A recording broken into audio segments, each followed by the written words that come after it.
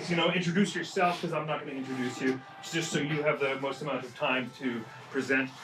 We've got a really cool evening tonight about measurement. A lot of people, the kind of the seed to these things, as you know, we're the Audio Engineering Society, and I kind of consider ourselves to be like an improv audio group. So we kind of like take a topic, we workshop a topic, and we kind of work on it. If you're hungry, there will be pizza coming. I know it might be a little thick for 8 o'clock p.m. and there's drinks coming, so there will be a pizza snack. I apologize.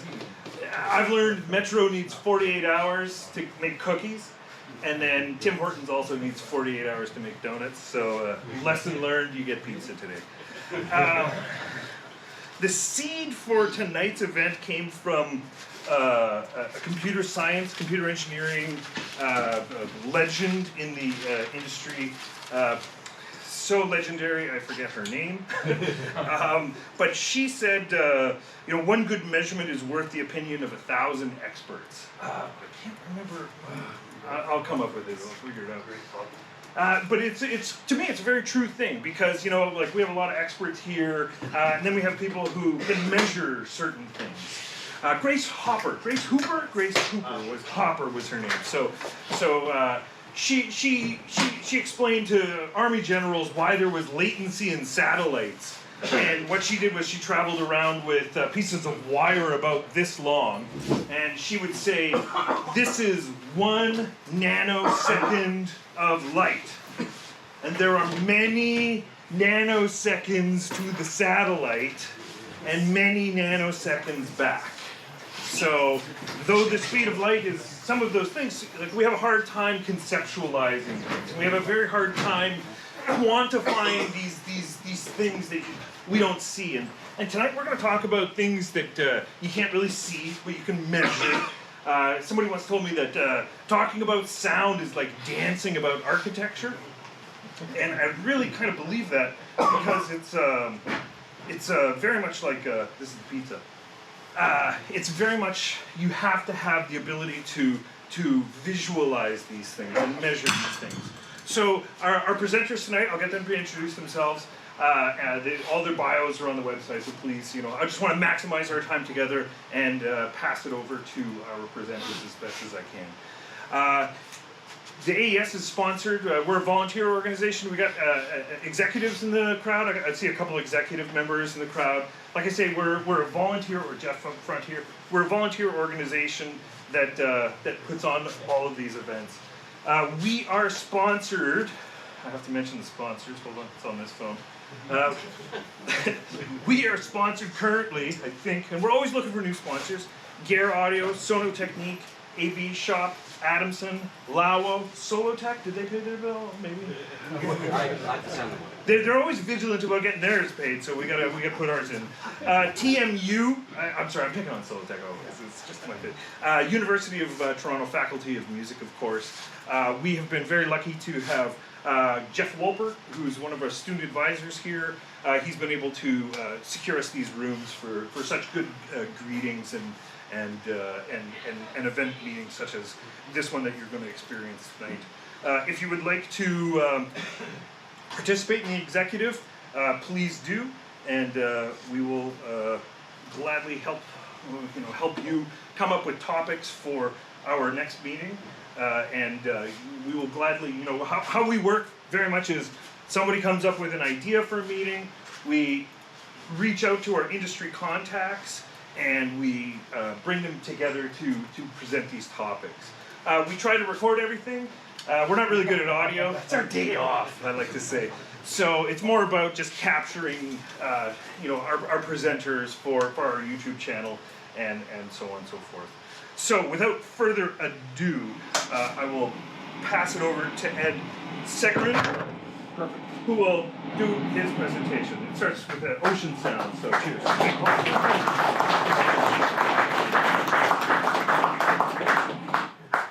Hi everybody. I'm going to be doing a bit of a presentation about audio in studios, mixing rooms, principally for television and for music.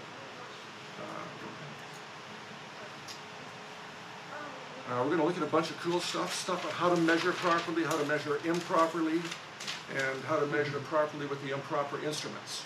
I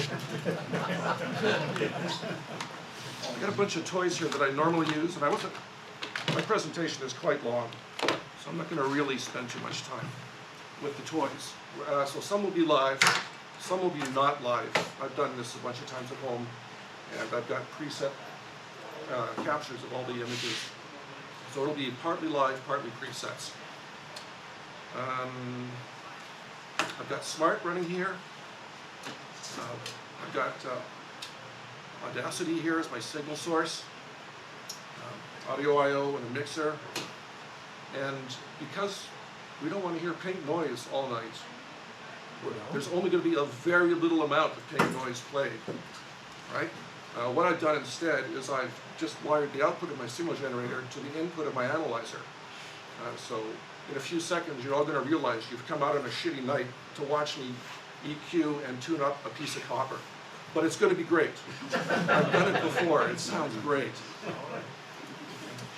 And the final thing is, the stuff is pretty interesting. I learned a lot putting this together because it's a junction of some great sciences, right? We've got physics and mathematics and astrology, and they all come together really nice. Let's get started here. So we're going to start with some basic stuff. And I imagine most of you guys know this already.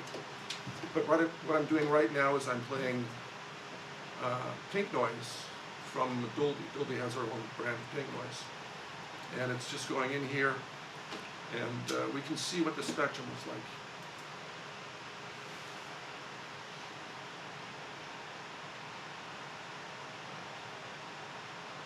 And all my measurements are done at 85 dB SPL, which is a theater standard. What's the scale on the vertical there? I'm not telling.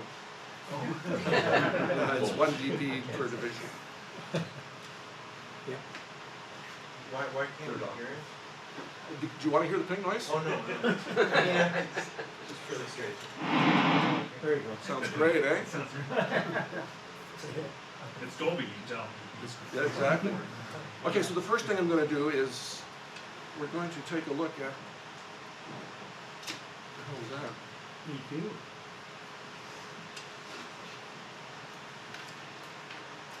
We're going to take a look at different types of pink noise, different sources of pink noise, because they ain't all the same.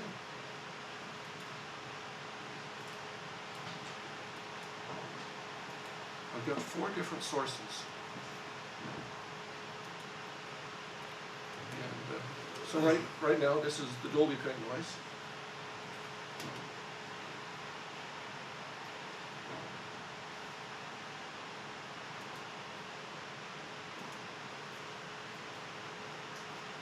And so Dolby wants you to use this in the field, which makes sense because everything in the field is Dolby. So instead of going through the hassle of capturing everything, I'm just going to show you what I've pre-captured. There's the Dolby pink noise that I've captured previously. I've got a little nitric signal generator here, which is about 3 decades old. It's just a generator, but it does great stuff. So it looks like this.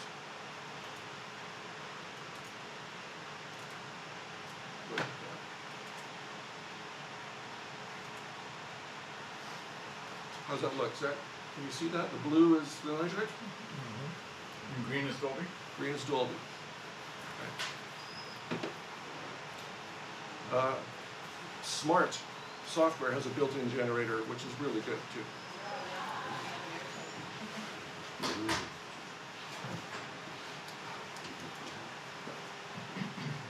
Sorry, screw it up here.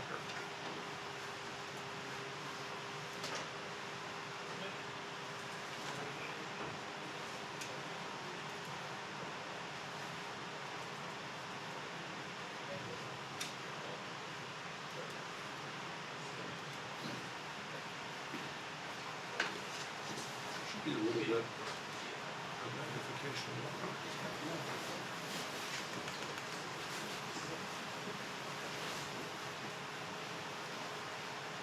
Okay, there's 3 sources of pink noise. What's the 4th source going to be?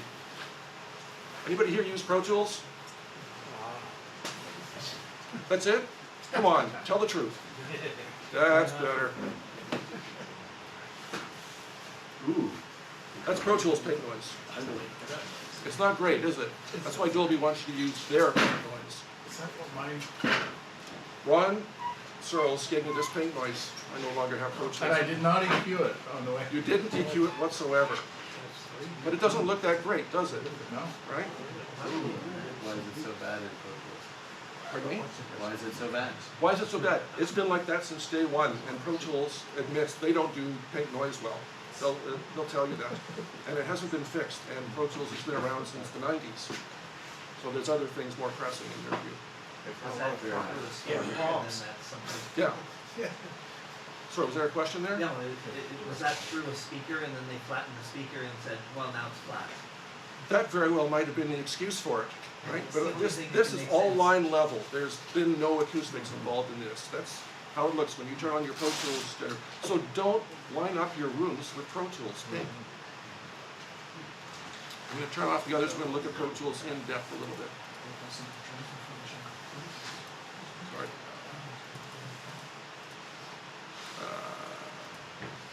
So this is the Pro Tools pink, 1 dB per vertical line here.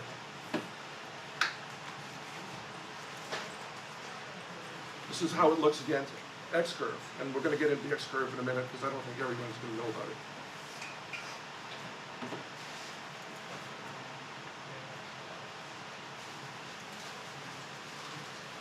I'm going to put up some target curves. Like the X-curve, they're the targets you're trying to hit. In this case, forget the vertical. That's not important. It's the left to right, where we're looking at vocal. Thank you very much. We're looking at the frequency bands of different vocal spectrums, and these lines are all indicative of where the fundamental frequency is, right? So you're looking at male bass, male baritone, male tenor, female alto, female mezzo-soprano, and tony soprano. And they're all going to get hit by pink noise if you're using this pink noise, right? And what's going to happen is you line up with pink noise, you're going to see that we've got a discrepancy here of about 3 dB from the top, from the peak to the bottom. You tune up your room to this, you're going to over-enhance your vocal range. It's going to be a little louder than what it should be. You play it back somewhere on a real system, and your vocals are going to disappear. They're going to drop down by 3 dB. What's going on? Why doesn't it sound like it should? Right? Wow. So we don't use Pro Tools pink noise. Use it on your friend's studio. Play a game.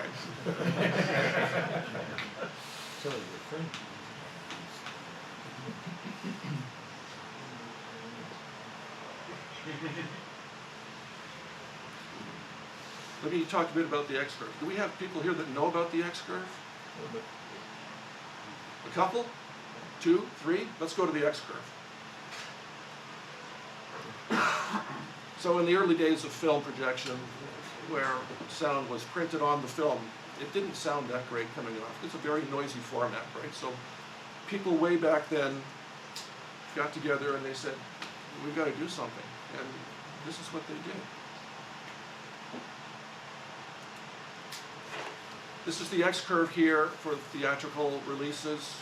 And you can see that at 2K it rolls off 6 dB per octave up to about 10K or something, right? It's just meant to attenuate the high frequency noise that's coming off a film print. So how far down is it at 10K then? Don't ask me these questions. I didn't. I don't. Down to here. It's quite a bit, right? 5. Yeah. Substantial. That's my answer. And then it peaks off a little bit further. And Dolby, when they put forth their specs for their Dolby mixing rooms for music, incorporated a very similar curve to the X-curve here, right? You can see it doesn't go quite as high as 2K before it rolls down. It's like 1.75 or something. And it doesn't roll off at 6 dB per octave. But it still rolls off. And then there's the little 1 dB bump down in the bottom end, because everybody likes a rich bottom, right? And Dolby says this is the curve you should use, but everything is optional. If you don't want to use it, you don't have to. But that's the X-curve. And let's talk about the LFE. Oh, here, I'm on this slide here. Everything today is going to be done with C weighting. And the difference between A weighting and C weighting is shown here. A weighting sort of accounts for what your ear is going to hear, right? it does a big disservice to everything in the bottom end. C weighting includes that bottom end. So everything is C weighted. When you're working at your home theater or wherever your business theater, and you've got an SPL meter in your hand, it doesn't matter. There are two settings that are crucial on the SPL meter. One is the weighting, that it has to be C weighting, and the other thing is the response time. That SPL meter has a needle that bounces like this, or digital, but you can't see it. So you turn it to slow C weighting, slow response. Okay, where were we? We're going to do X curve. Let's go back here to the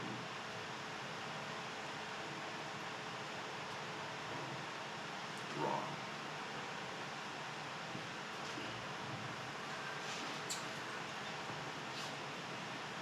This is this little step. We'll talk while we're here. When you're lining up a room, you're using a single mic. And this is the mic location right here. You're going to put it in between, if you've got a multi-man mixer thing, you're going to put it in between those guys and a little bit behind them. This is where you want the good audio to focus. Clear? This is contentious. Some people are concerned about this. This is the way I do it. Why? Why? Some people feel that multiple microphones in a mixing room are beneficial. So you'll put one at this location here, and you'll put one maybe here and one over here to mirror them. And you'll try to line them up by averaging the response that you get from these multiple microphones, which is great in a big motion picture theater. If you're going to go watch a movie, that's probably the best way to do it, right? Everybody gets sort of the good. In a mixing environment, your concern is not so much about what's going on back here. Your concern as a mixer is what's going on right here. So you've got effects, you've got dialogue guys, and they're sliding back and forth to the sweet spot to make sure that their changes are what they exactly want. Depends on the frequency range. I'm sorry? It depends on the frequency range of interest that you're really looking at. It's not, because when you look at a room, there's a fundamental problem with the room already, and you can see it with the geometry of the room. So when you place the microphone in the fulcrum of the room with Yep. this space, you have a problem in low frequency. You're right. So depends on really what you're looking for in the room. You can't, Well, if the room was in perfect geometry, would that be a good location for the mic? Or do you have a better location? I would actually, I move the microphone around. Where would you move it? Sorry. So depending on the frequency spectrum that I'm looking at, I'll start there, Yeah. but I'll move it around the room, and I'll sample the room to understand really what's going on, the motor behavior of the room. I see. Okay. My thought here is that this is the place where everybody can sit in and listen and get the best sound. It's the sweet spot for the mixers. It is for the mixer, but Yeah. but in Dolby Atmos, their methodology is for the mixer, not for the room. For the patrons in the room, they're actually mixing the imaging for.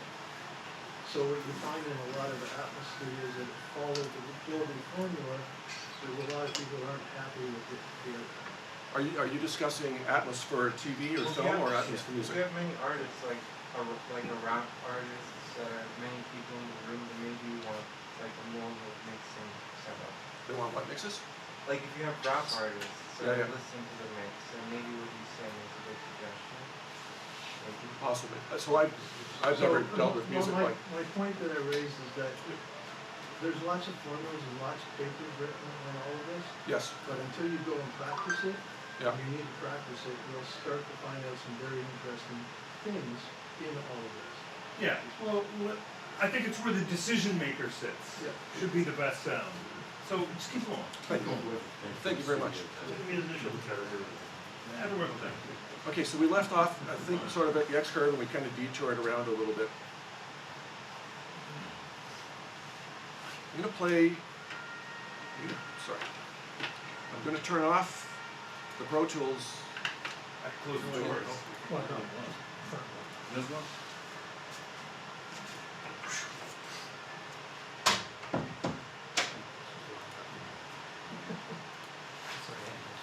All right, so we've been playing a little bit of Dolby pink noise, and again, everything in this is rated at 85 dB SPL. SPL with C weighting and a slow response, right? And on the display here, I have an SPL meter here, which is actually, it's a clone of this one here, so two places to look, and input and output meters. Now, I'm going to turn off that, and instead, I'm going to play filtered paint noise.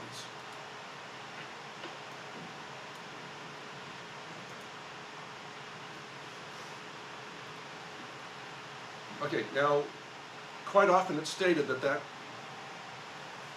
sorry, I believe I might have overlooked the LFE. Are we familiar with the LFE? Do we want to briefly detour there? Sure. Let me take a quick look. Let me see if I can find it.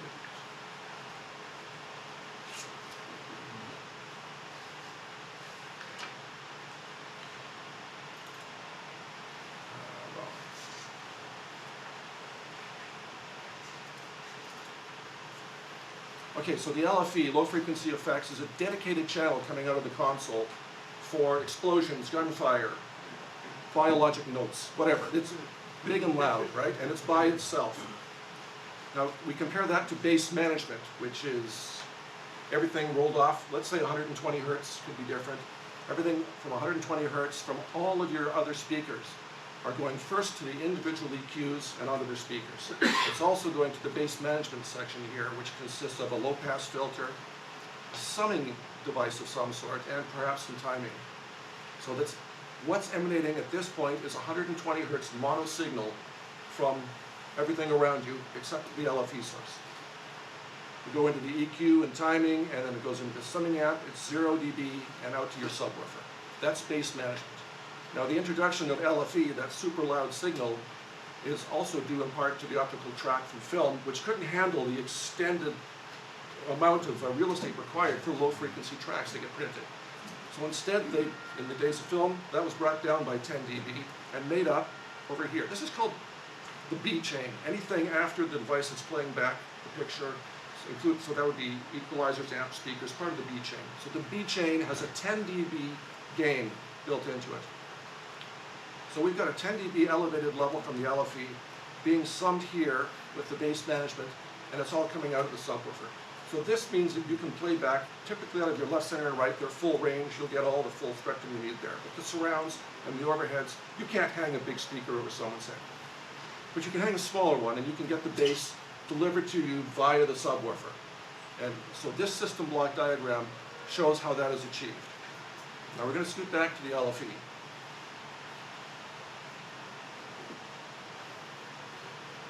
We remember that we have here 85 dB SPL when that signal is being played back. And a lot of literature will say make sure that the LFE is tuned to play back 10 dB hotter than that. And so somebody picks up their SPL meter without the realization you can't do it properly with an SPL meter. This is a spectrum analyzer. So they've got their little analyzer and their SPL meter in their hand, and they're going to try to crank it up 10 dB above 85. So they're going to aim for a target of 95 dB.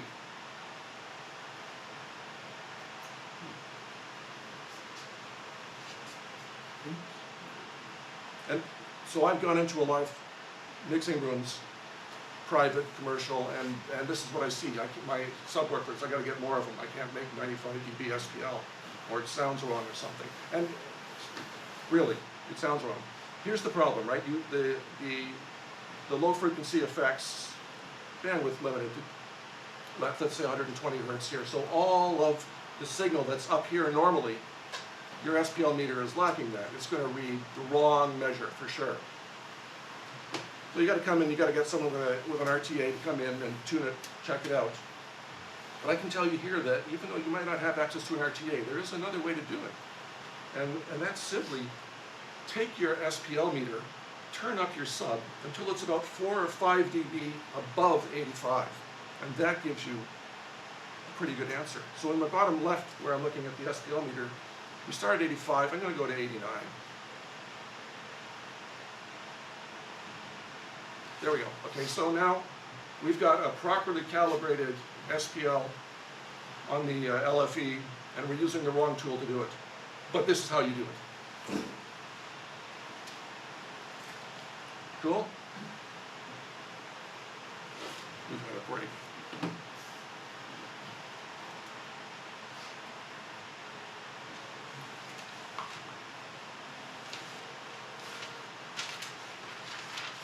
All right, we're going to get into some really cool stuff. That was my favorite. This is even more fun. What's coming up next? The screen's gone. That's not important.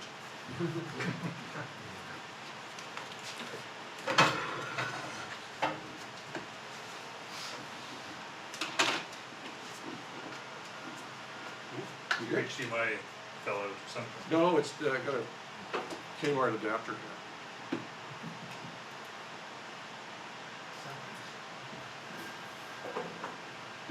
We're going to change directions a little bit here, and we're going to look at timing measurements, and we're going to do it with the impulse response.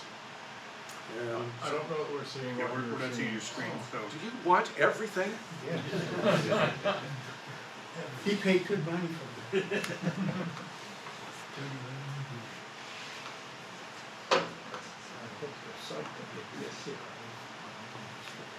I know what to get you for your birthday. Switch over?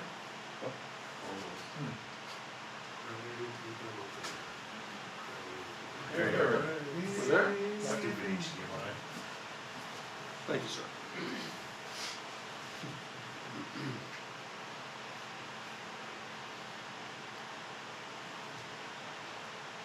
Now, those meters shouldn't be saying anything at this moment.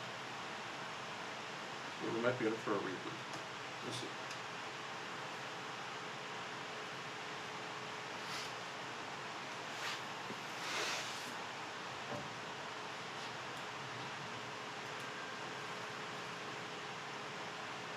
Okay, so I've lost my audio line. Sorry, this will just take a second while I come to get it going.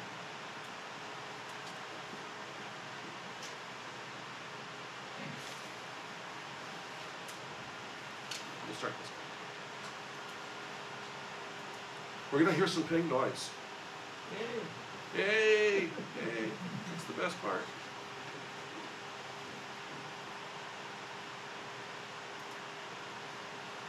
I've got a microphone set up to this very high quality rolling guitar practice speaker.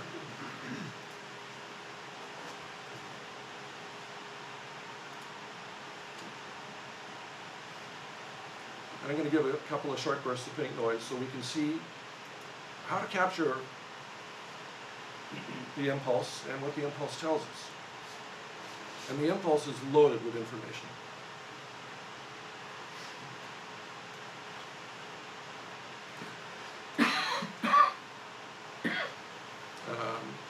I have, well, let's try this again. I have 4 tracks of audio here, and this is just the calibration track that I'm playing at the moment.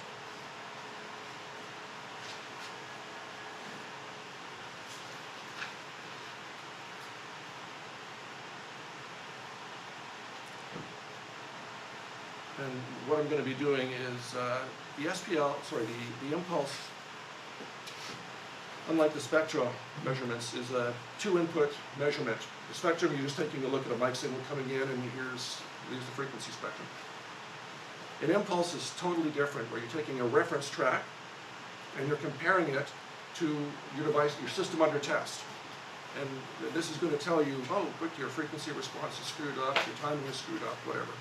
It allows a great variety of measurements. So what we're looking at over here, ignoring the 4th track, which was the calibration track, is I have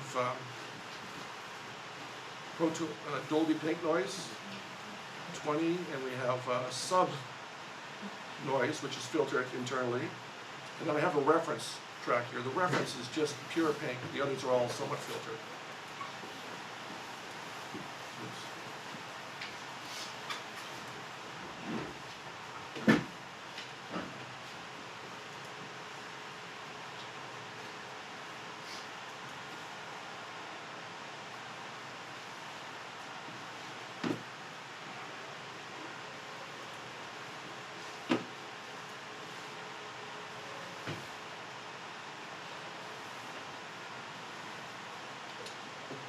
It's working great. That's great. I'm very happy. I've seen it crash a few times.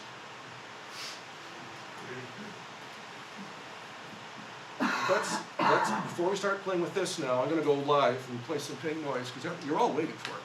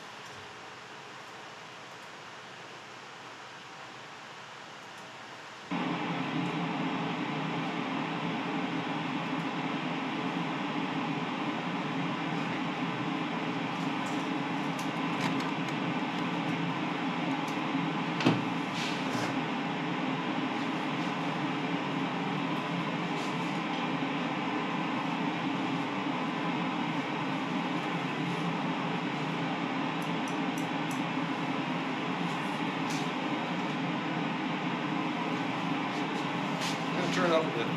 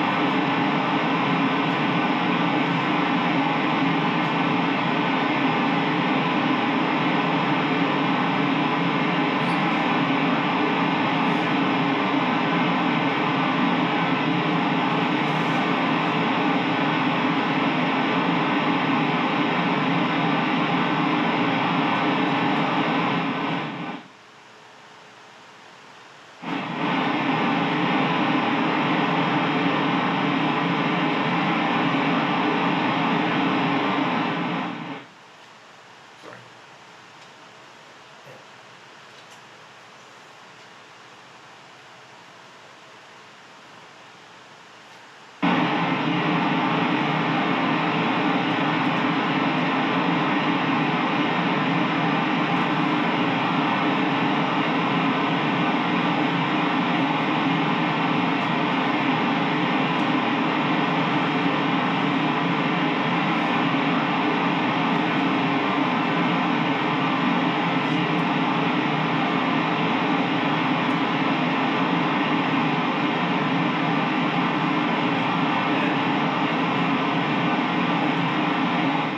We're running a bit short on time. Maybe let's skip the live demonstration. Just maybe explain what you're trying to accomplish in 3 minutes, and we'll get you. We got to wrap up here.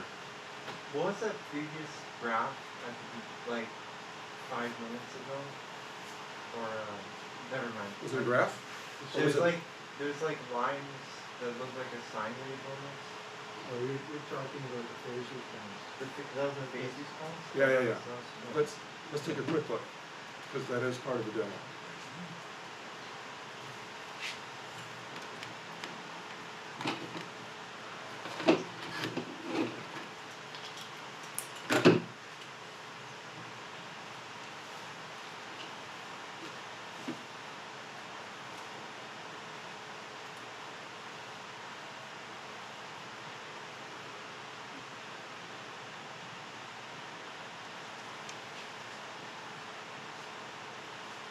This is the one.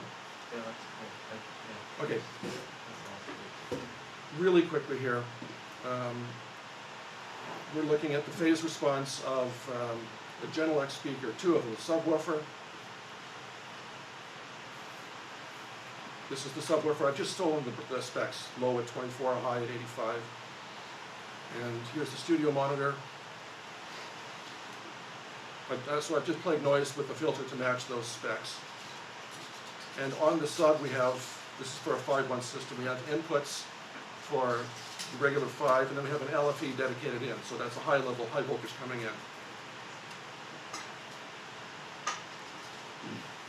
So those speakers, those simulations are playing.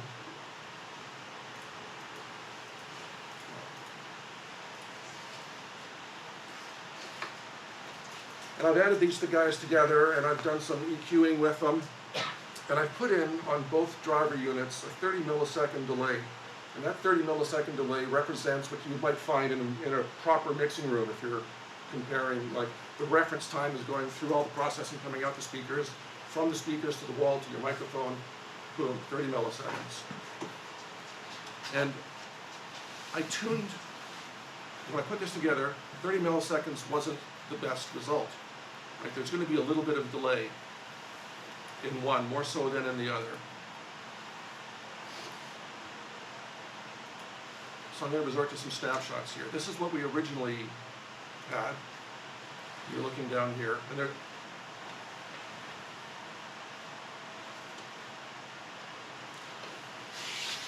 You're looking at a little bit of stuff that's not filtered out properly. But the issue that we're going to get to here is what happens if what you really want to do in this is change it to 27. I've accelerated, or I've pulled the main speaker. I'm working with the main speaker. I've pulled it towards me, the equivalent of 3 milliseconds, and I've smoothed out the curve. What happens if I go and choose a different value? Here's 29. Here's 25. What's going on the bottom end there? Crazy. It's a mess, eh? Here's 23. Look at that, that's 20 milliseconds. What happens if you don't equalize, if you don't set the timing between your subwoofer and your main speaker? This is what you're going to get. And so I have a number of different timings I've got here. I'm not going to show them to you, we're running out of time, but I'm going to show you something that is kind of cool. And we don't really need to see the phase traces at this point. I'm going to turn it off. So, this is the bare subwoofer and the bare main driver.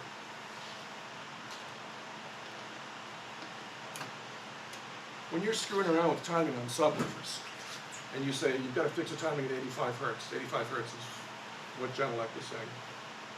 It's not 85 hertz. Phase problems encompass everything where there's two active components working together.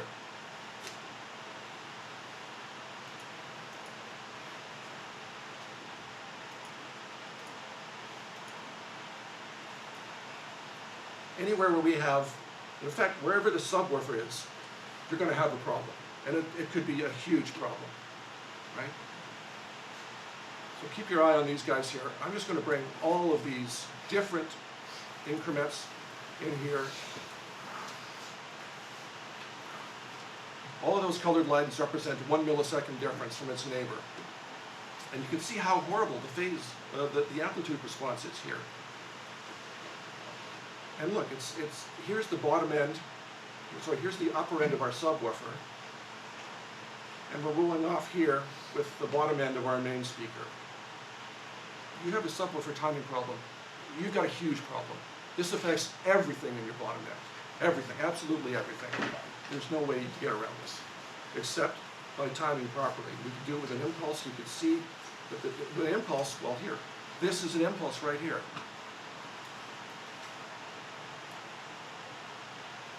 That's the impulse taken from, in this case I believe it's the sub, but it will tell you exactly when is the arrival, when's the signal arrival coming, and then you compare it to the other speaker, and then you figure out the math between them, and you adjust your delay accordingly. What about, like, so stereophonic sound uses phase offsets to pan left and right?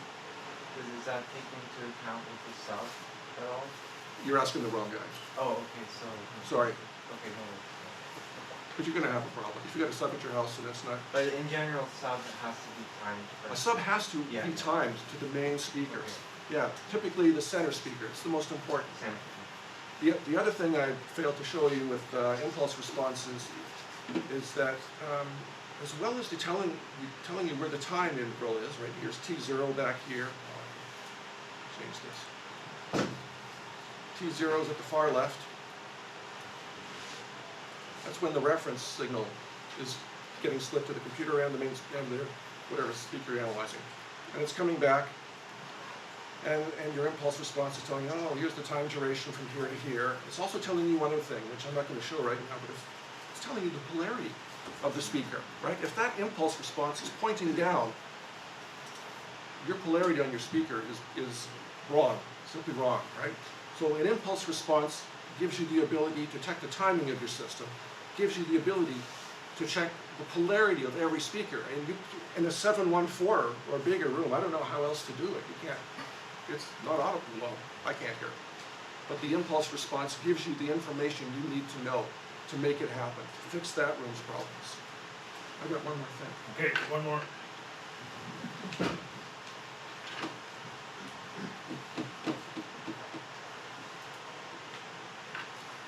And while our next speaker is setting up, maybe there might be a couple other little questions. Yeah, let's get some questions. Then we'll have a little break. There's pizza. Fortunately, in a hot room, I'm like, let's get some hot pizza. Some drinks. They're still cold, I think. No popsicles. Okay, So so go outside and make your own. there is a correlation between what you're seeing and what you're hearing. What am I playing here? What do you hear? I've turned it down. What is it? This is a chord. For sine waves. This is my favorite part.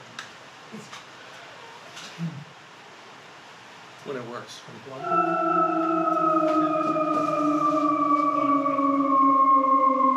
It's the constantly descending sine wave. Shepherd scale.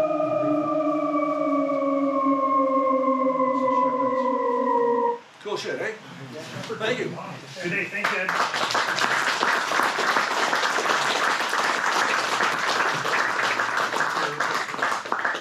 Here's your mug. Hey, thanks, Alan, for bringing the mugs. Everybody gets an AES mug if you present. So motivation is come and speak at our event. You can come on and set up. Well, Ed's. You can strike some stuff during the little bit of break because I think you just have a HDMI. Is that right? Yes. Okay. All right. So we got your HDMI right here. But maybe you want to present on use the little. Okay. So Ed, you can set up right here. Or on the desk, and then you got the HDMI. So Ed, you go into studios, you measure your consultants. Like what kind of, where's the job in this? That's really my question. Who's got a studio? Everybody needs a studio that has to get lined up and periodically tested. And how what are the common problems that you see in studios? The most common problems are by far that the paint noise is not being used, and that the subwoofer is not timed. Right? So those are big issues. Usually phase between the speakers. And phase between the speakers. Yeah. So are subwoofers? They always have like a roll off, but are they starting to include time-based adjustments in the subwoofer itself? In the subwoofer Never itself? seen it. Never seen it. Okay. I don't think there's one. I've got one. I've got some Neumann ones that do too. With a knob with a phase. So it'll say like 90 degrees or 180 or something. I have no idea what that does or how it works because it's a broadband signal, right? And I know that with all-pass filters, you can build an all-pass filter so amplitude stays equal phase. Yes. I kind of doubt that that's what you're doing. Like it seems to me like maybe at a crossover frequency you can change. There's an all-pass tune at 100. Is that what it is? This is good for you. Yeah, I can't think of anything else. There's three controls. One that does in the front of Here. What was that? Three controls. One of them is this way. Yeah. and it's an analog circuit, so I Right. have to imagine that there's some delay, like it's not, Yeah. the whole bandwidth is being phased on that. It doesn't make sense. I don't think that's possible. Oh, it is possible. A number of About the issue with phase. I prefer to sit down and then And those controls. Yeah, I think it's marketing. And then it also, I think it also has an impact with the sub-location, so. Huge. You know, Huge. and part of that phase thing seems to mitigate, for example, if you're right up against the wall or some distance away from the wall, it helps with that. Right. So if we're dealing here at 85 hertz, I believe the wavelength is like 14 feet or something. So that's a lot of so. We'll get going here. We'll keep the conversation going. I'm going to let Francisco introduce himself. Thank you very much for being here, everyone. Stand up for a second. You can stand up and stretch your legs if you need to. Absolutely need to. But over to you, sir. Please do a little introduction for yourself. Okay. So, thank you for coming. I'm Francisco Montero, and an electronic engineer, and I work at Paradigm Electronics here in Canada, and I have been working on this area since I was born because my father was also an electronic engineer from Brazil. So I grew up inside an electronic factory. So, and then I am the developer of this software. Crosslight is a measurement tool with post-processing skills, and I want to show some ideas regarding to post-processing. So, for example, when we measure the impulse response here in this room, everything is inside that measurement. So our loudspeaker, the walls, everything inside the room is there. Okay. So sometimes we are used to think if we want to EQ a loudspeaker, for example, or time alignment, okay, we must do noise and start changing, start EQing, start in real time and measuring to see the result. But we don't have to do that. We can do everything post-processing and it will be the same. So we can come here, measure in 2 seconds, several loudspeakers separately or all together, and go home and work with drinking an IPA, okay? And then return to apply our measurement or processing. So I want to show here some ideas. So, for example, I will import here one measurement.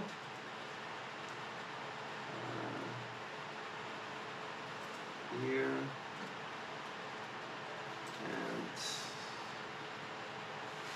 And then let me. Wait, so you created the software? Yeah, What is it called? Crosslight. Crosslight? Crosslight. That's really cool. Yeah. So here we are seeing the magnitude response, and it's very difficult to understand. So what's happening here? So we can notice some ripples and some strange things here. So if we look at the phase, we can see a lot of wraps because we are not with a reference point in the correct location. So then we need to move the reference point to a correct location to see the phase response properly. Okay, so then we start seeing some strange behavior. So something is happening in this region, and here the phase is pretty nice, and here the phase. So it's very difficult just looking at the magnitude and phase to understand what is happening here. Okay, so then that's why we have the impulse response. So here, the impulse response is we start understanding a little bit more. So we have a direct impulse response here and some reflections. So one here, another here, and also reverberation from the room, noise. So we have much more information from the impulse response than easy to understand regarding to the room for time than in magnitude and phase. But they are the same. So all the information we have here is here, and the opposite is the same thing, is the truth. Okay? So one is the support for the other. Okay? So what can we do now if we want to improve this? Okay? So we can apply some techniques. One is called noise reduction. Okay, so if I apply a algorithm to remove the room, okay, so here we can see, so the impulse response pre and post the algorithm, and here is the magnitude response and the coherence trace pre and post.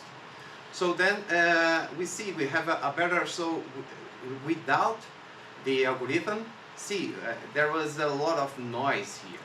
So, and the coherence is another trace that help us to understand what is noise and what is measurement.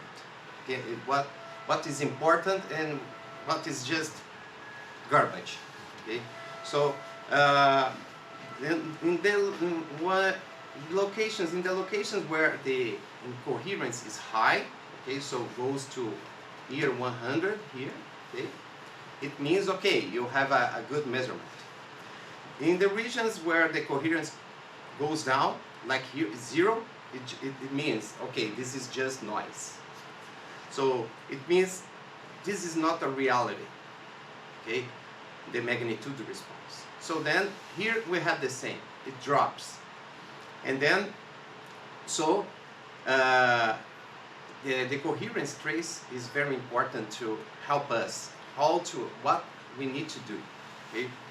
So, and then we see here big differences when we start removing the room for our measurement.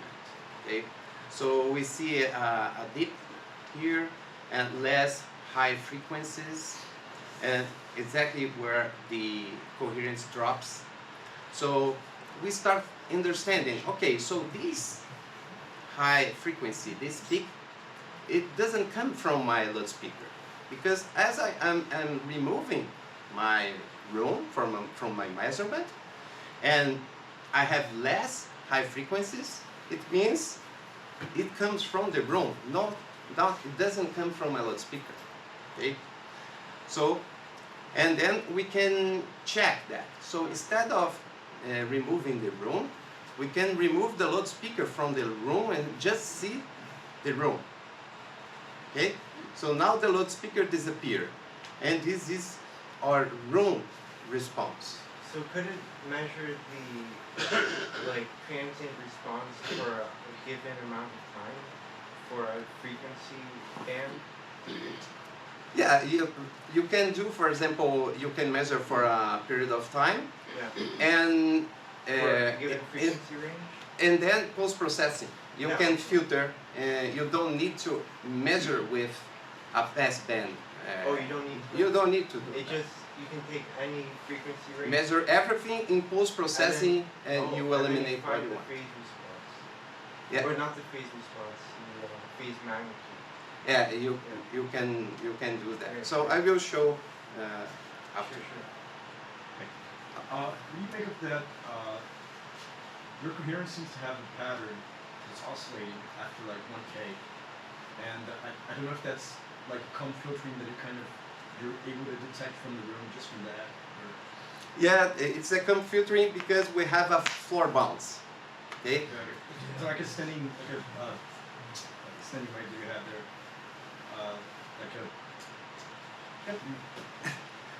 You have a. It's a modal response in the room. Yeah. It's what, yeah. When you have the. So by extracting them, you're deconvolving out of both of them. So you can look at the room or the actual speaker.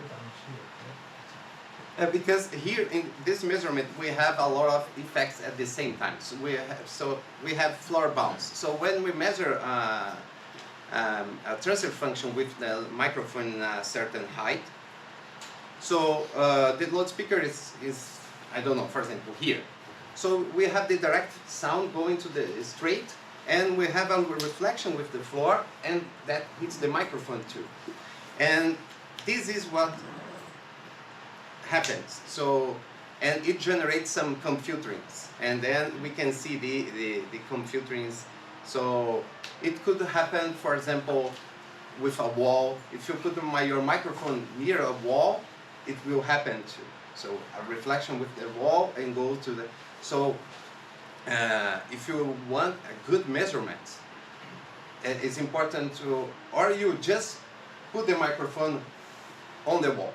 So the reflection and the direct field, they are in the same point. So the problem disappears. Or you put the microphone on the floor, okay? Then everything is in the same time. So this effect disappears, okay? But then with post-processing, see, we are just playing here. So I don't want to see my loudspeaker, I just want to see my room. So then, and then here's the proof. With the room, I have high frequencies here, and I have less energy here. And again, where the coherence drops, we have a peak of magnitude. That the meaning is, okay, it comes from, not from the loudspeaker, it comes from somewhere else. Okay? So we can start moving, playing here, for example, just remove this or remove that and understand better. So this is a very important tool to, if you work with acoustics, what should be done with the room. So then you can start playing and to understand the room behavior. So changing the microphone position and then think in the better approach to work inside this room. Okay. Can I ask you a question? Yeah. The coherence should be 100% if there's no noise, no matter what's happening. I don't see that in your data. No, because yeah, this measurement here is very terrible. Okay, I like to use it because I'm not here to show a perfect measurement. I want to show something bad, and what can we do to improve it? No, but where is the noise? No, the noise. So is it because that you're taking the pieces of the data, time data, which are outside the reverberation time in the room? That would reduce the coherence. So here, this measurement was taken inside a big stadium in a show. Okay, the microphone was very far from the loudspeaker. Yeah, but if the measurement's good, that shouldn't matter. If there's no noise, then everything in the input signal will have a response somewhere, and that will give 100% coherence if you measure it right. No, yeah. So, but not. This is not the case. If you see here, I don't know if you so see the gain structure during the gain structure here during the measurement was very bad. So you can see here the level was -28. So it should be near 0 dB. Okay, so we have a bad gain structure. So the very beginning, the setup was wrong here in this case. And that's why we have a lot of noise here in the left side of the impulse response. Okay, so this side is the flying time. And here, when we have a good signal to noise ratio, a good setup, this region has just a flat line without information. So once we have a noise here, it means it's a bad measurement. Okay, so could the noise be from reverb? Yeah, it could be reverberation, Air conditioning. yes, and the bad setup. For example, if the input gain of microphone is not high enough, it could be electric, okay, from the interface. Yeah. So from the microphone, I don't know. So that's why I like to use this measurement. There has to be a real source of noise somewhere. It could be the ADCs or something, because reverberation is not noise, and it's a true signal. Yeah, but here, as it is a real show, there was machines, there was people around. Okay. You have noise. Thank you. Yeah. Ambient. Ambient. Okay. Louder than the microphone. So, but one limitation of impulse response is when we have wide coverage. Here, for example, a loudspeaker that goes from very low frequency and to high frequencies. The problem is these peaks of impulse response, they are the high frequency peaks. And we can't see, for example, here the low frequency at the same time. It is very small. Okay? So that's why we have different options of fields. So, for example, step response. Step response, here it doesn't work very well because we have a lot of noise. Okay? So if we change to discrete normalized impulse response, so now we can see something. So the idea of step response and the discrete normalized impulse response is to align the level of all the frequencies. Okay? So you can see all the frequencies in the impulse response without this problem of high frequencies is higher than the low frequencies. So we are seeing here the high frequencies on this region, very short sine waves. So for example, here they are all together, so it becomes something very strange. Okay? And the low frequency, they are here now, and we are able to see everything in the same graph. So if we return, it's impossible. Okay? So that's why sometimes we need to swap to a different. So here we have several. So for example, if you want to measure the RT60 to see the reverberation time, we use an envelope. So if the envelope response, you are able to measure RT60. We have another option that is capstone, that I will not talk about that now. But other options that are very important is the wavelet response. So we have two options of wavelet. Is the wavelet energy and the wavelet phase. So I want to open a different measurement here.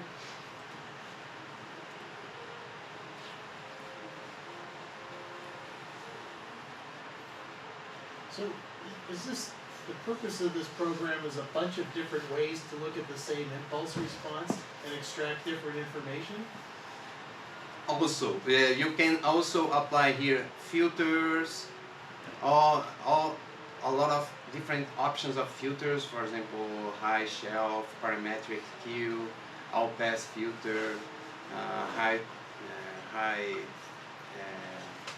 pass, low pass, notches, and also crossover. You have several options of crossover, so you can create a product inside here, for example. Like designing, you work in paradigm, so you're designing speakers. Yeah. Yeah, okay, but the program itself is to be able to look at an impulse response a whole bunch of different ways. Extract a whole bunch of different information without seeing it all at once. Yeah, you can. Yeah, you can do this also. Okay. That's what it's for. You can build your filter sets. More importantly, trying to build FIR filters. I don't know if anybody's tried to program one. That's a bit of out of the ordinary work to do. This is a really valuable tool to help me build and test those filters against what you need to apply and what you want to do. Because trying to absolutely measure FIR filters in the field in a loudspeaker scenario, there's a lot of parameters there that can go wrong and lead you down a really misinformed path. And we see that all the time, especially at low frequencies. So this is a really valuable tool in studying things that you really can't do in the field, or you'd be there all day long. What's really valuable is we use this tool to extrapolate information about a loudspeaker system done by somebody in the field who all they're doing is capturing a measurement of the room, not even a measurement, they're just capturing wave files. And we can take the information back and look at how the speaker system is actually responding in the room, aka, that's that's the challenge we faced during the pandemic. Well, can you use it for headphones? Yes, if you have you need the torso. Oh, like the binaural dummy? Yeah.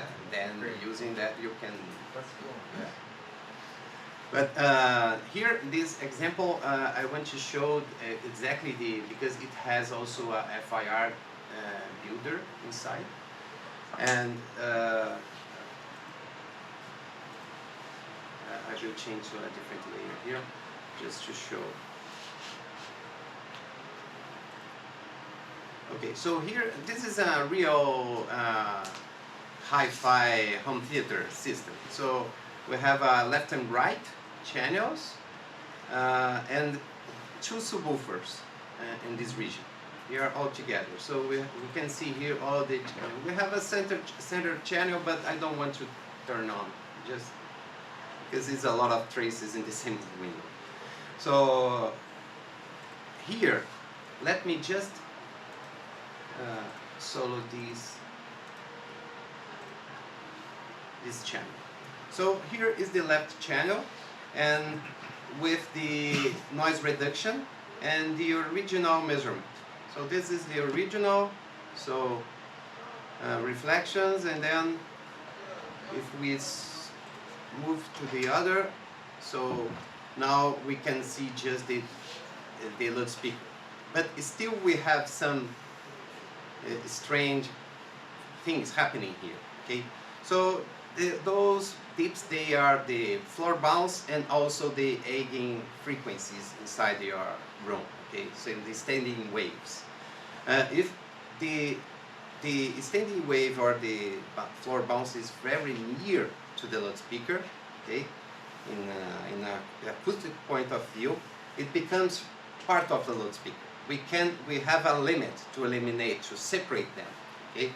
And then here we are seeing this limit, okay? So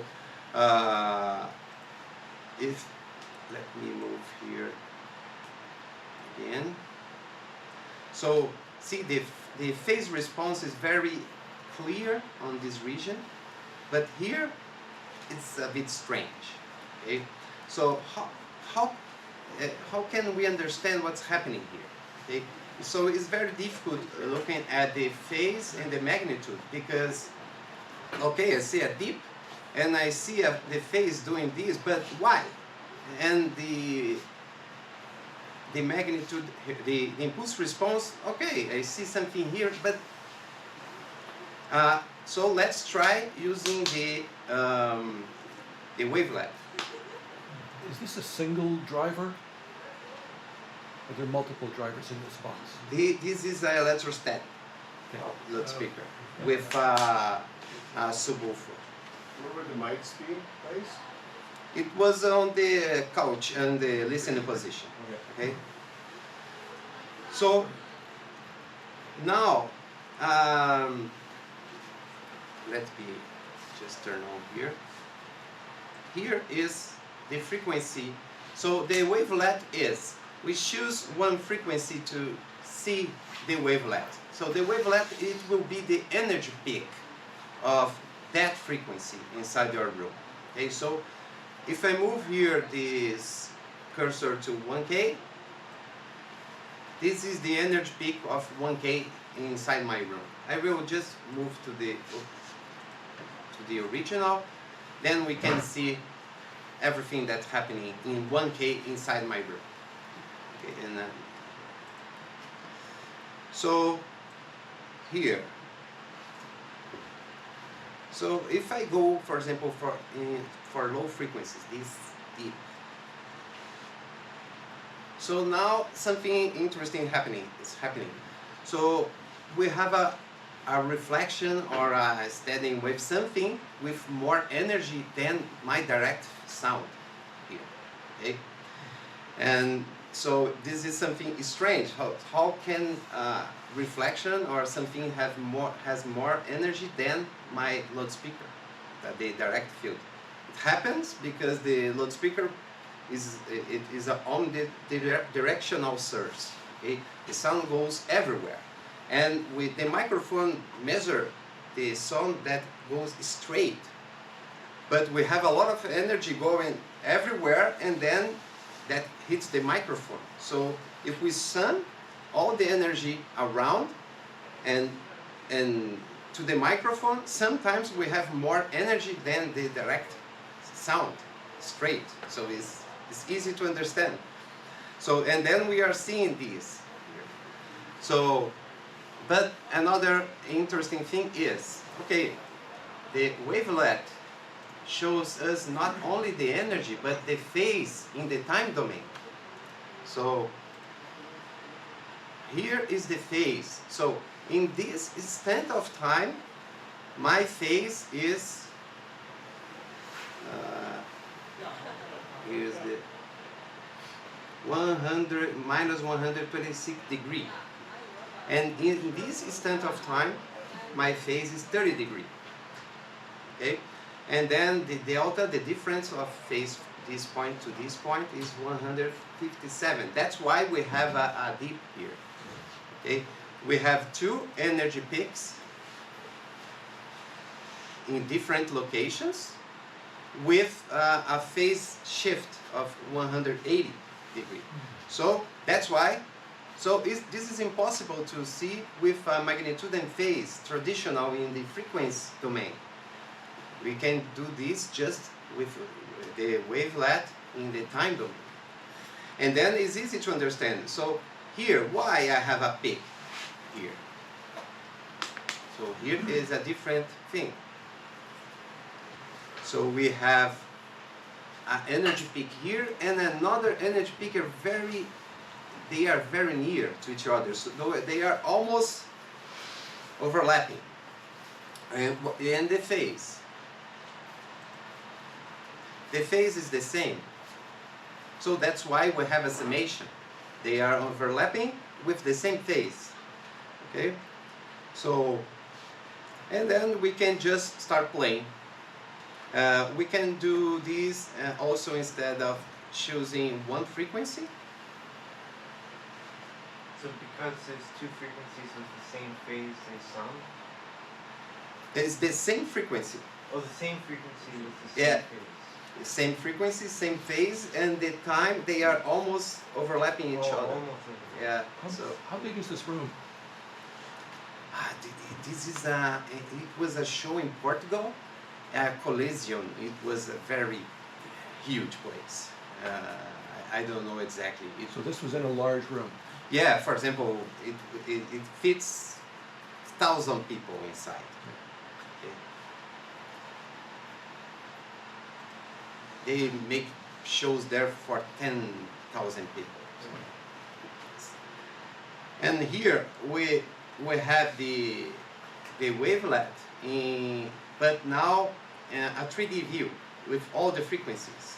Okay, so then we can see all the energy peaks in different locations, and here it is the time is mirroring for the highest energy peak. So we see it start from here. Here is the highest energy, and then it moves to here, then moves to here, and go there.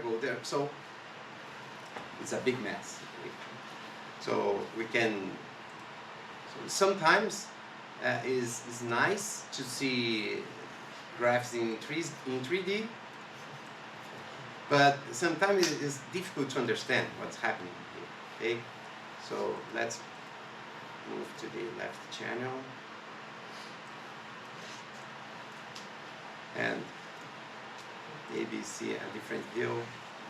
So this is just to show that sometimes we don't have the best graph.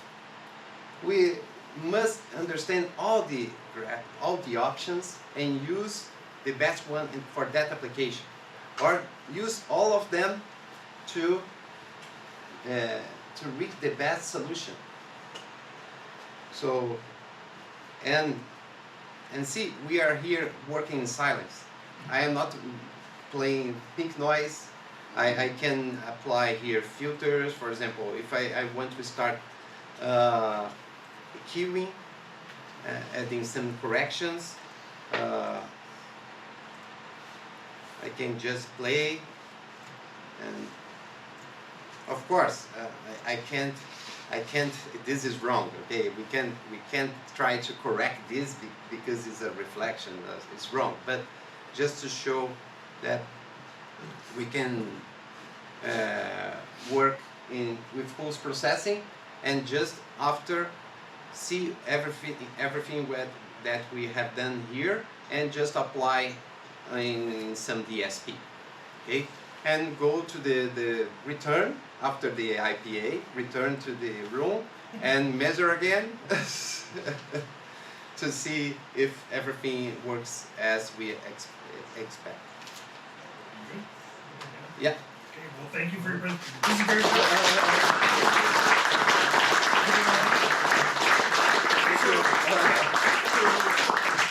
your software, this is a pet project of yours? Is this somebody that's commissioned this piece of software for you, or is this a venture that you're going on as a designer, engineer, software designer now? What's the future of this software? Yeah, so I started developing Crosslight during pandemic to survive. Okay, because yeah. because as I was still working in Brazil in professional market, it disappeared. It shows just. Yeah. So I need to do something. So I decided, okay, I will start because this tool, it was just for myself, and I used to as a designer. So I will start selling it, and then it was very good. Yeah. So like, how much would it cost one of our members to get into something like that? Oh, the base toolkit without the FIR is 500. Okay.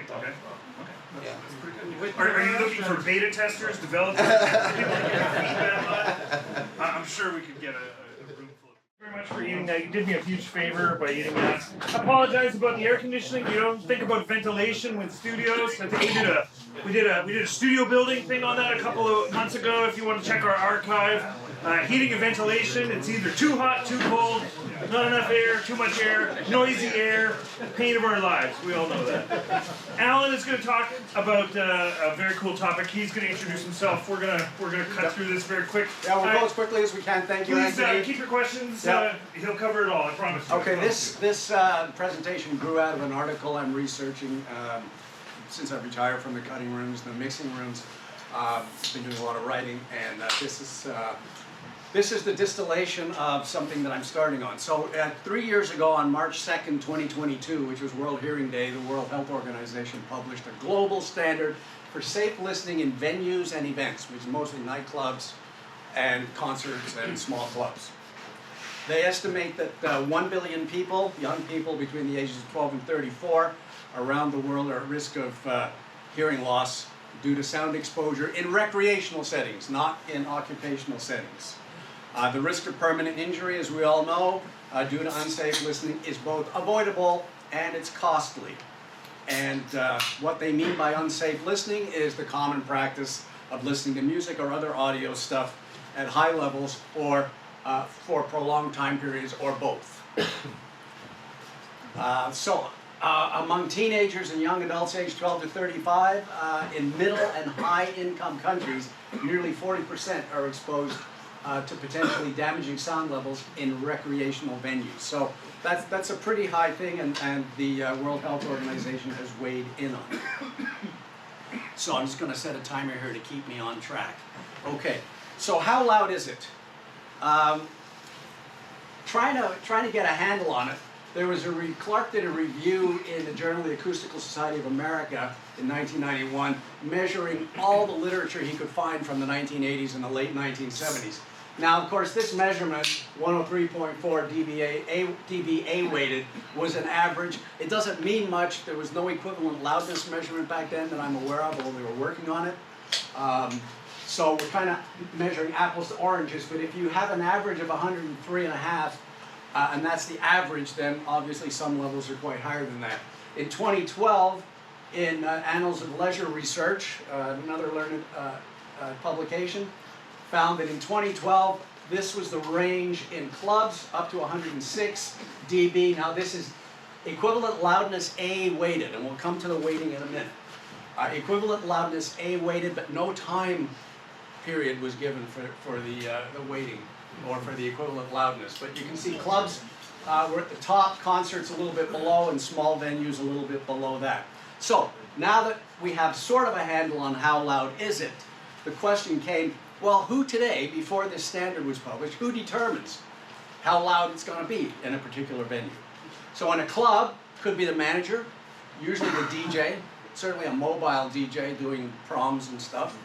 In live music, it could be the act, Martin, as you explained to me the other day. It could be the front of house mixer, which it usually is. It could be the system engineer who set it up in the first place. And in small venues, it's typically the drummer, because, and we all know this, right? In a small venue, the overall sound level is typically dictated by the loudest on-stage source. And that's most often the acoustic drum kit. And how loud is that?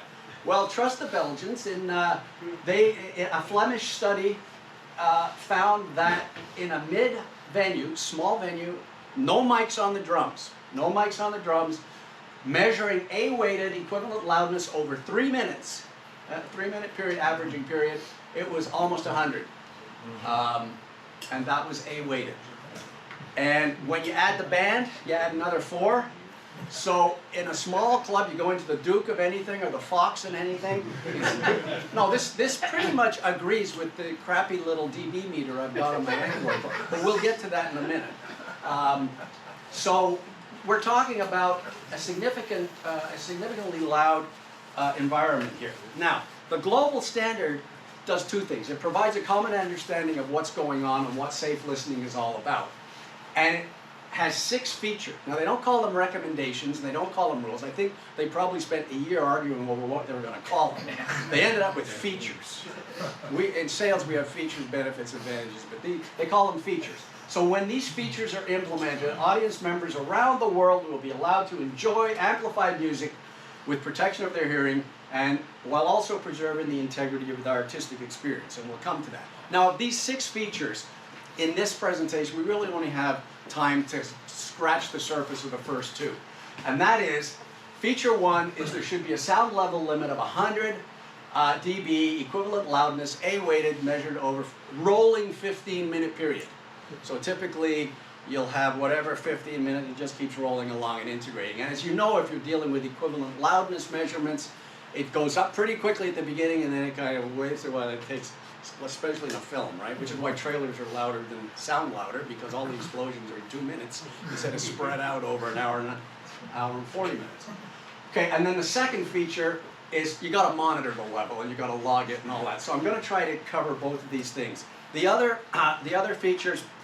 Feature 3 deals with ameliorating venue acoustics, like putting acoustical trapping behind the drummer and all this stuff, and deploying sound systems, aiming them, and all that stuff. You should know that in Finland, if a club wants to do an acoustical retrofit to make it safer, the Finnish government will provide 75% of the cost to approved application. So this can be done. Number 4 is that everybody's got to be provided earplugs free of charge, and with instructions on how to use it. You got to have quiet zones when you need to take a break. And then the 6th feature is appropriate training and information. And you realize how important this is when you go into the Duke of whatever, or the Fox and Fiddle, and the system is just on the verge of, it's just beating, the suspense is always killing you. Is it or isn't it, right? And then you see that the loudspeakers are behind the mics, and then you know, okay, we need some training here. So we need some general training. Who's going to implement? Okay, in the standard, in their forward, governments, owners and managers of venues, and then us, acousticians, engineers, music event organizers. Governments via legislation or regulation, compliance monitoring, or public awareness. And if that sounds far-fetched, do we remember Garfield Mahood, Non-Smokers' Rights Association? Everybody laughed at him in the 70s. Where cigarettes are burning in our ashtrays, right, at work. Okay, now it'll happen. It's just a question of when, because we can adopt some of these features voluntarily. They can be promulgated through education and training, but it's the workers. The thing about Garfield and Mahood was no smoking in the workplace, because secondhand smoking, the workplace is legislated by occupational health and safety legislation. So that's who's going to implement. Those are the players.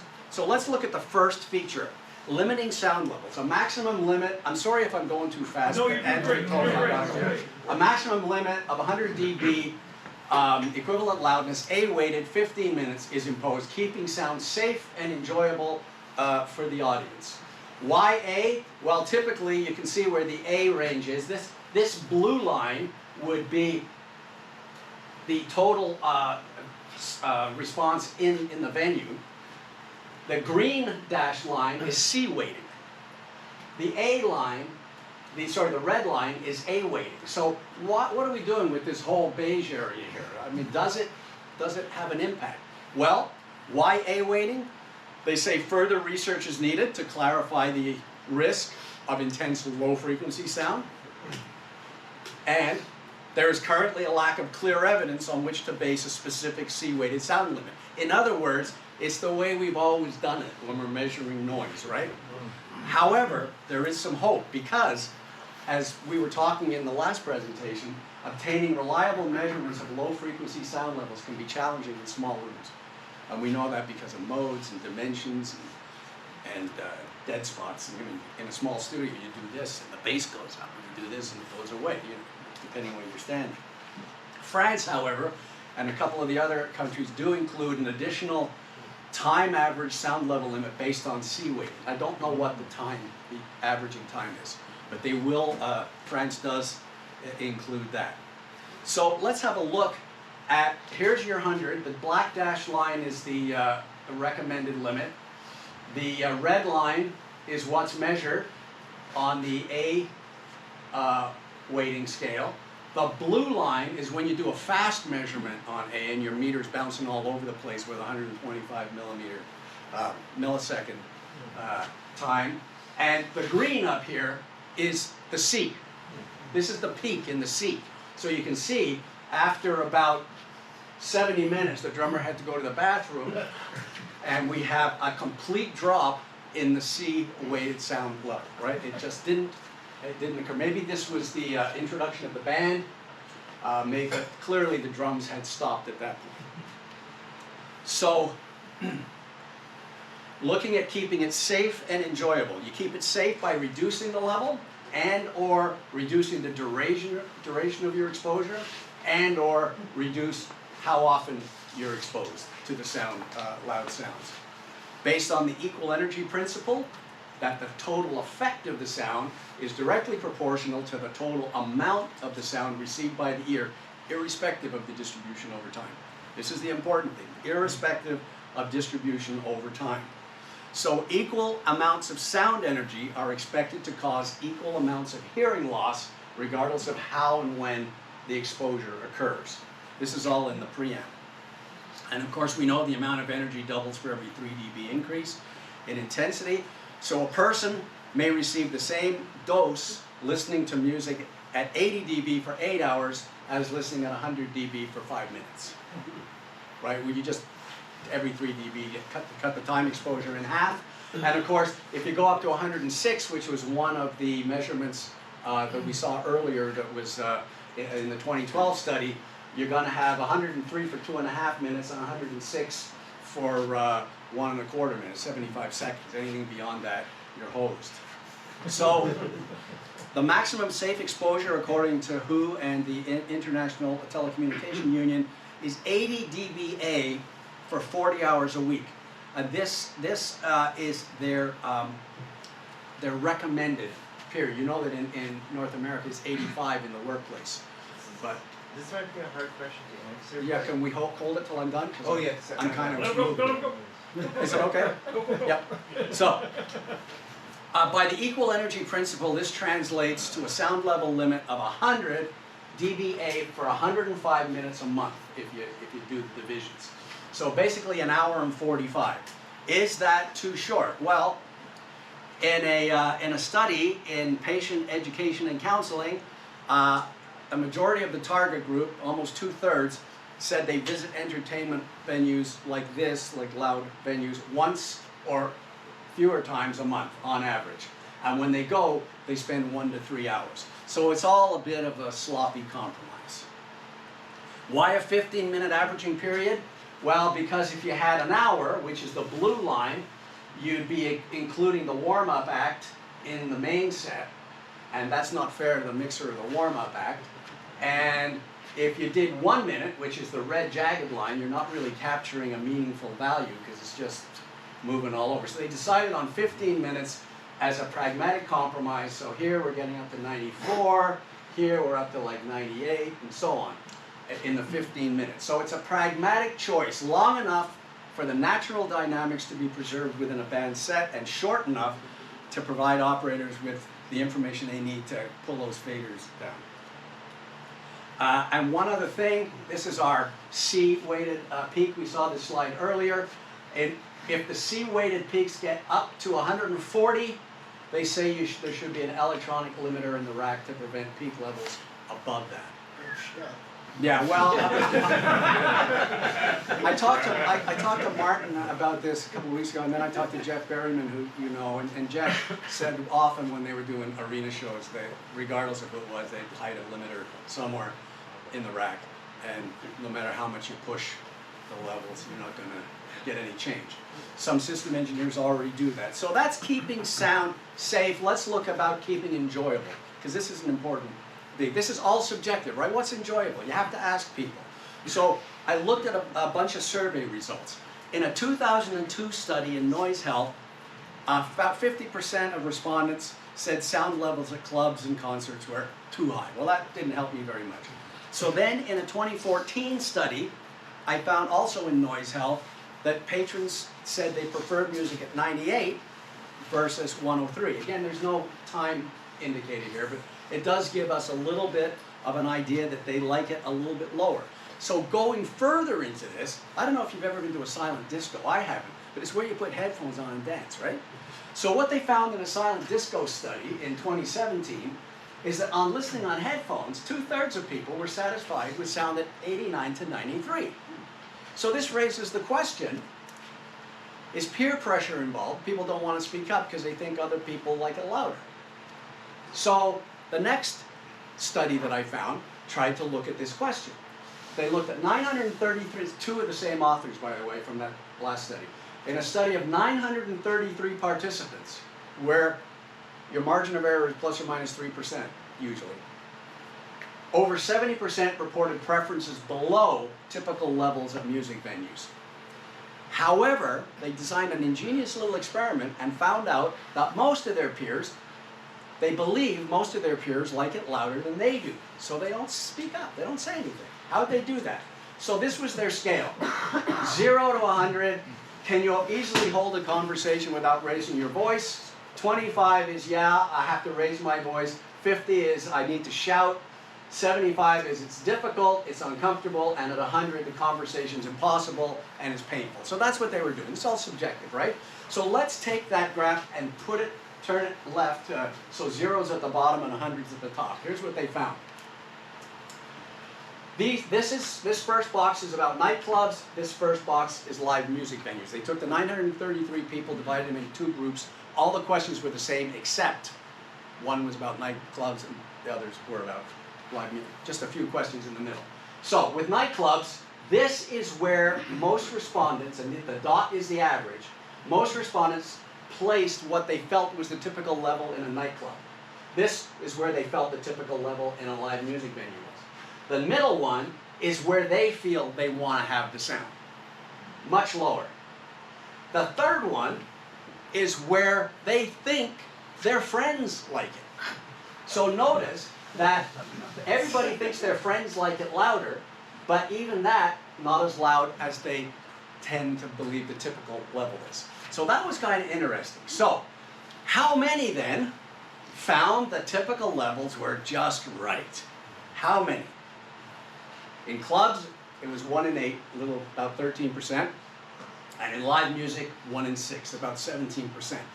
Which means that 83% of people found levels either tolerably loud or too loud. Okay, so there's something we now know. The margin of error, again, I said, plus or minus 3%. So they conclude that reducing the hearing risk in music venues may be best achieved by listening to what the majority actually wants. not by catering to the wishes of a small minority who like it loud. So just like we're hearing in politics, silent ones, yeah, speak up. If you don't like it loud, let somebody know. Just because your speedometer goes up to 220 doesn't mean you have to be that person on the highway. Okay, oh, one more thing. Cost and margins. You know that each 10 dB increase requires 10 times the power, right? Okay. So, pick this up off Crown's website. To achieve 110 dB equivalent loudness, A-weighted, 15 minutes, allowing for 20 to 24 dB peaks with even coverage everywhere in an arena may require 200,000 watts. Their range was 80 to 400,000. So I chose a middle number. But if you bring that 110 down to where the World Health Organization says it should be, you can do that same show with 20,000 watts. Now, this is either a great saving in cost for the producer or a great heave in your margins if you're the sound company. It all depends on who's the better negotiator, right? So this cost and margins is a physical, real thing. Follow the money. Okay, so we've seen safe and enjoyable. Let's go on to monitoring the sound levels. I'll try to wrap it up. So using calibrated measurement equipment, you got to have the real-time continuous display visible to the operator. Whoops, what happened? HDMI. Oh, okay. The display should not be visible by the audience, because there are some places where you see the sound meter in a football stadium, soccer or whatever, and everybody tries to push it up, push it up. So they don't want a competition to register as high a sound level as possible. So the operator has to see it, the audience does not see it. You got to keep tamper-proof, date and time stamped digital logs, including the frequency spectra in 1/3 or in octave bands. I mean, most of the little iPhone ones do that anyway. And the type of event, the genre, the audience size, was it the house system, did the act bring in a touring system? They just want to know for future research. They're asking everyone to help feedback more information. And yeah, okay, we've covered that. And updated every 15 minutes. So the measurement system should meet the main performance requirements for a Class 2 device, according to the standard, but the WHO does not specify all the resistor values and the acoustical requirements that must be met for a device to be fully considered fully Class 2 compliant. Why? Because it allows for a wider range of hardware to be used, some of which is more accessible in poorer countries. So here are your options. I'm going to wrap this up. Self-contained sound meter, computer-based system, smartphone app. Okay, you can have an extension cable if you got to put the mic somewhere else. Computer-based system, logging to the cloud so it can't be tampered maybe. And a smartphone app with Class 2 compliant external measurement mic. And the National Institute for Occupational Safety and Health has a validated iPhone app, the SLM app, Sound Level Meter app. It's free of charge on their website. Go to NIOSH, look for it, you can get it, it's the app, and then you get a calibrated mic, and you can use your smartphone, your iPhone. It's not for Android, it's for iPhone. Okay. Ideally, they want it to be plus or minus 2 dB before and after each event, but they give you some wiggle room. Weekly or monthly calibration checks with a tolerance of plus or minus 1 might be considered adequate. Give me 2 minutes, I'll wrap up. And you must maintain your records of your calibration. You can use an acoustic field, battery-operated powered acoustic field calibrator that generates a tone and all the. There are a bunch of these on the market. Okay, where do you measure? At the center of the core audience area, the primary area that would ordinarily be occupied by the audience. It's from the front row to either the rear of the area normally occupied by audience or to the front edge of the balcony if there is one. That's the reference measurement position. You do that, not obviously where there's a gig going on. The long-term measurement position is at a more convenient location out of the way, and when you do your reference measurement and then you move the mic out of the way, there'll be a difference. You add that plus or minus to get your accurate number. No correction is required if the long-term measurement position is within the central third of the core audience area across its width and depth, and no more than 70 meters from the front row of the audience. That would take care of maybe your big event, maybe not, your big venue. As shown in this example, here's an outdoor festival. Here's the stage, here's the front of house console position. The reference measurement position was done here. They moved it back towards the console for the long-term measurement position. It satisfies the requirements of being in the central third of the audience area and no more than 70 meters from the front row. And the hashed thing is the core audience area. However, when you go to an indoor venue with a balcony, they'll stick the front of house console under the balcony, as typical. Your reference measurement position is in the middle of the audience area. Your long-term measurement position is back here, so you'll have to measure the difference and come up with a correction. Same thing in the club with the dance floor. You can't, if your reference measurement position is over the dance floor and you decide to hang your long-term measurement position mic up there, it's going to be louder. You have to do a correction there because it's elevated relative to the reference position. So, last slide, I think, measurement mic technique. Obviously, you use, it's all specified. You know, you're going to use a 4006 or something like it. Use of a windscreen is advised. Push the little switch if you're using a windscreen to tell it you're using a windscreen. In the direct field, you use the direct field grid, which I think on the 4006 is silver. And in the diffuse field, if you're in that area past the critical distance where the reverberation is greater than the direct sound, you use a diffuse field grid, and I think that one's the black one. You point the mic at the ceiling, or if the mic's at the ceiling, you point it at the floor. And that QR code will take you directly to the World Health Organization site where you can download 120 pages of the standard just for yourself. Thank you, Alan.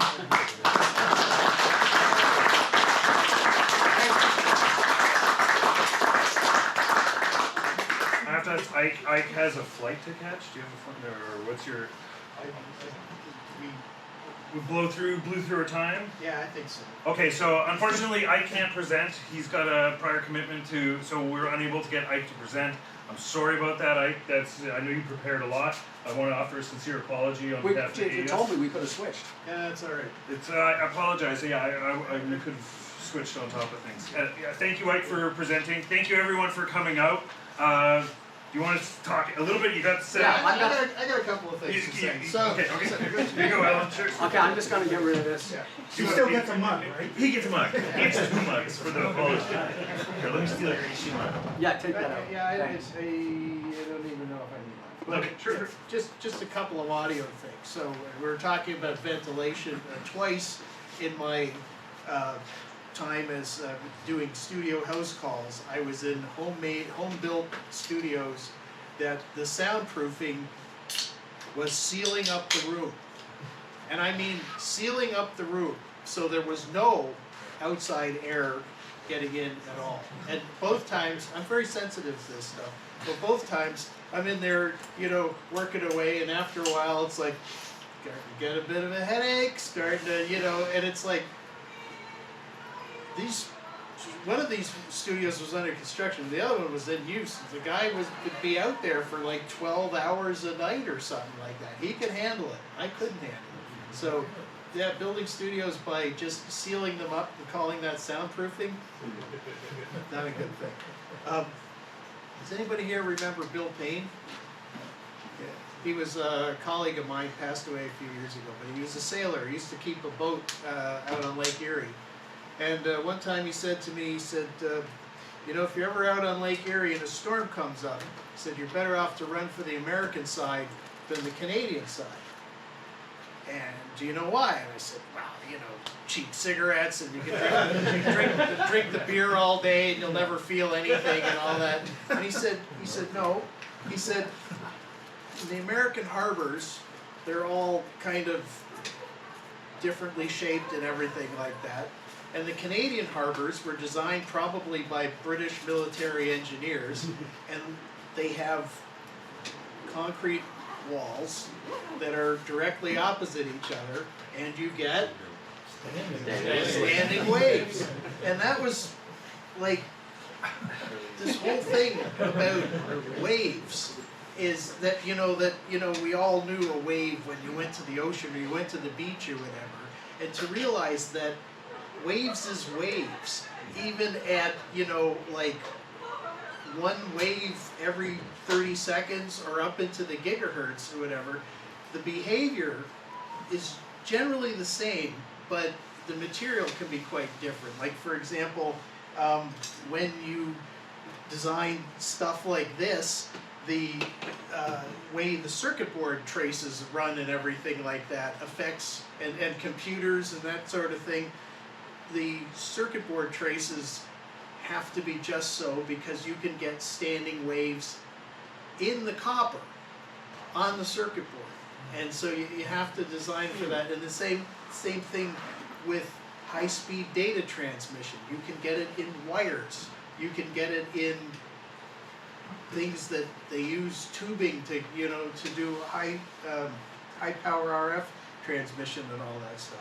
So I thought that was really interesting that you could get standing waves in water. So honestly, I don't want to insult you by trying to blow through an RF presentation in minutes.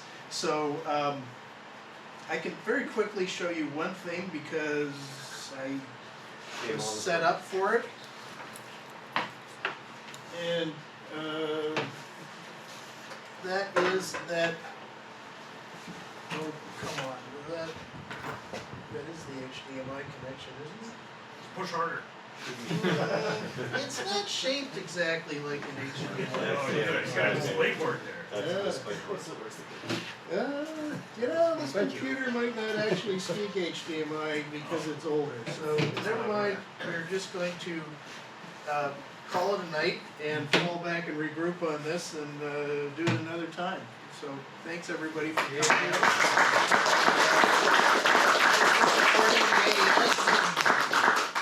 And I'll tell you one more thing. Auto mixing at the AES convention originated with this group of people. Because when we did the 2008 40 Years of the Toronto Sound, I did sound for that. I borrowed a Electro DM1612 auto mixer from Electrosonics, and the president and vice president of the AES at the time, Jim Anderson and Roger Furness, were here, and they were here for the whole day. The very last panel, I kind of was about live sound, and I kind of sort of invited myself to be on the panel, and there was a question on the panel was, how far have we come? And Martin was on that panel with me. I can't remember who else, maybe Lee Klein, I can't remember who else, there were a few of us. But anyway, the question was, how far have we come? And so we're at the end of, was that like 8 hours or something? Of, you know, so we're at the end of an 8-hour day. And I said, well, how far have we come? We've got 5 guys up here on lav mics, and there's nobody running the PA system, and it's working fine. And a few months later, I was in New York for the AES convention, and I just happened to be, I went over to where the presentations are, the meeting rooms and all that stuff, and I saw a guy that I knew coming up the stairs, who was a young sound guy back in the 80s on the Queen Street scene, where that's where I was, and kind of mentored him a bit, and some other guys I knew mentored him a bit. And anyway, he ran off, joined the circus, went to work for Cirque du Soleil. He was working for a big company in New York, and I said, hey, what are you doing here? And he said, oh, I just came to set up all the auto mixers in all the meeting rooms. He goes, yeah, they just introduced it this year. And I went over and I bumped into Jim Anderson, and I said, you know, they're using auto mixers everywhere. And he said, yeah. And then he quoted that line back to me. He said, yeah, that thing about, you know, we got 5 guys up here on lav mics, and nobody's running the store. So they went back to New York. They talked to the late Howard Kaufman, who was the Electrosonics rep in New York, and arranged to get auto mixers in all of those meeting rooms. And I think most of us can remember going to things at the AES convention and being very, very frustrated and unhappy at, you know, how the quality of the sound in some of those rooms. So that's a Toronto chapter thing. Thank you.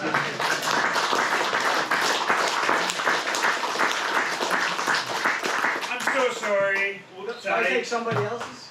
No, it's okay. I got a whole stack of them here. Yeah, I know. Here, I have a whole stack here, of them get at home. Yes, yes. Are they non-fungible? We're gonna have to get Ike back. Like Ike is a world-renowned expert in this field of measurement, and I have to sincerely apologize to Ike and his colleague who came in to do this. And I'm sorry that the timing didn't work out. I will do a better job to plan more efficient events and be more strict with my timing. And I thank you all for coming out. If there is, please shake Ike's hand on the way out, unless he doesn't want to get shaken hands. Just give him an elbow. And please help Still yourself. kind of close to the pandemic. There you go. That's fine, but thank So you. please help yourself to a pizza on the way out or a drink on the way out if you can. And please subscribe to our newsletter. Please, click on the links. Send us feedback, positive or negative. Negative feedback, it's how audio works. So please, I have to get a measurement joke. So folks, please, we'll see you at the next one, which is our member showcase. If you are a member and would like to be showcased, please contact Toronto AES at torontoaes.org.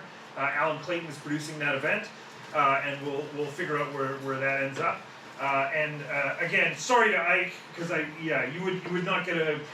Yeah, you got me out to a meeting, so that's. Sorry, yeah, we got Maybe you come out, and then I can't get off the couch. So Sorry. Thank you everyone for coming out. Drive safe if you're traveling, and travel well, and we'll see you at the next one. Thank you.